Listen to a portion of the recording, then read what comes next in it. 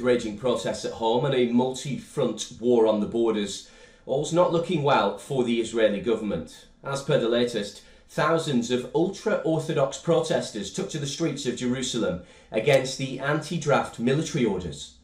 The protests, which quickly turned violent, come against the conscription of Haredi yeshiva students into the military. The demonstrators pelted stones at authorities and lit fires on roads. As per the police, the crowd also attacked the car of the housing minister Yitzhak Goldknof. At least 5 people have been arrested. Most demonstrators are reported to be a part of the extremist Jerusalem faction, which has about 60,000 members.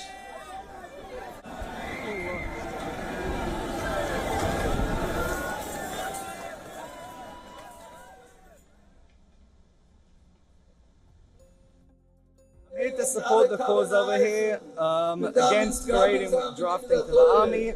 I believe that as much as we need an army in Israel, we also need the army of people sitting learning Torah. They're doing a lot and we can't have them draft. We need the Torah in the country. We need the Torah, and it's, as far as I believe, it's a bad decision to try and stop that.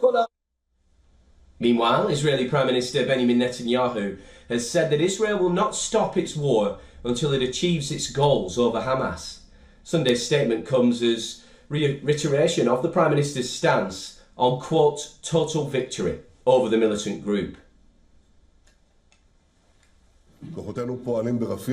As for the sacred task of freeing our hostages, there is no change in Israel's position regarding the release outlined that President Biden welcomed. And today everyone knows the simple truth. Hamas is the only obstacle to freeing our hostages. With a combination of political and military pressure, and first and foremost military pressure, we will return them all.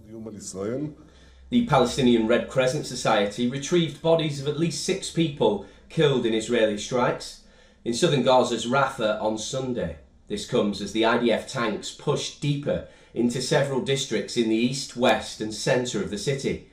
The footage shows volunteers carrying the bodies of the dead into white bags. They were later transferred to Nasser Hospital in the nearby city of Khan Yunis. As per the Palestinian Health Ministry, the Israeli army has killed at least 43 people and wounded over 100 others in the past 24 hours. The ministry has warned that remaining hospitals, medical centres and oxygen stations in Gaza would cease to function within 48 hours due to the imminent depletion of the fuel needed to keep generators running. The total death toll from the war has now risen to over 37,000, while about 87,000 people have been wounded in the besieged strip since the conflict broke out back in October 2023. This comes as the United States Ambassador to Egypt, Hero Mustafa Garg, visited aid storing facilities at the Rafah border crossing on Sunday to review the situation. This is the bed, so we are preparing this.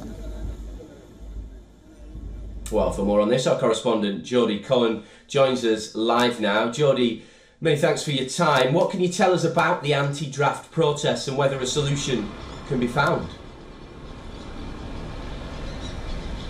Hi Oliver, yes, so we saw protests in Jerusalem against the compulsory military draft for ultra-Orthodox students. Now, just to give you background, there's compulsory service for all 18-year-olds in Israel, except for Arabs who don't want to serve and ultra-Orthodox Jewish students who are enrolled in Bible colleges. Now, the Supreme Court has said that the Israel Defense Forces must enlist ultra-Orthodox students. But the ultra-Orthodox oppose this. That's because they believe that studying the Bible is Israel's secret weapon against its enemies and protects Israel as much as the army does. There's also concern about the influence of the army, which is secular, on the ultra-Orthodox way of life. So there are strong feelings on both sides of this debate. There's no consensus within the coalition, which includes ultra-Orthodox parties as well as secular parties and Orthodox parties whose constituents actually serve in the army. So it's particularly emotive since the 7th of October and remains to be seen if a compromise can be found. And these protests, of course, are coming amid continuing fighting against Hamas in Gaza and a recent escalation between Hezbollah and Israel. What's the latest on each of these fronts? So the IDF has said that they've killed 40 Hamas operatives in central and southern Gaza. On Monday morning, the largest barrage of rockets was fired from Gaza into southern Israel in months. And over the weekend, barrages of rockets and explosive drones were also fired by Hezbollah in Lebanon into communities in northern Israel. And the IDF said that it responded with strikes on Hezbollah positions. Now, Iran's UN mission has threatened an obliterating war if Israel responds with a full offensive against Hezbollah. And Iranian proxy, the Iraqi Islamic Resistance, have threatened to increase their attacks against Israel as well. Meanwhile, the assault ship, the USS Wasp, has entered nearby waters in an apparent attempt to prevent tensions from escalating. And mediators are reportedly working on trying to persuade Hamas to accept the hostage and ceasefire proposal, which mediators believe could end the fighting with Hamas and with Hezbollah. Okay, Jodie Cohen, our correspondent there, joining us live. Many thanks for that insight.